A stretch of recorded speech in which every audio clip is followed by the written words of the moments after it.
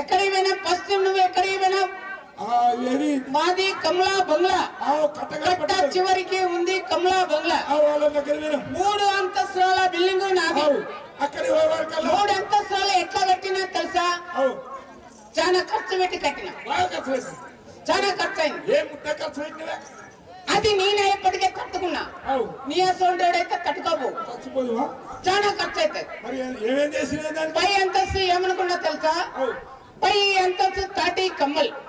తాటంతరు పై అంతరు తాటికమ్మ మధ్య అంతస్తు ఏమనుకున్నావు ఆయన లొట్ట బాగానే కడతాయి బాగా కింది అంతస్తు ఏమనుకున్నావు లొట్ట పీసు కట్టే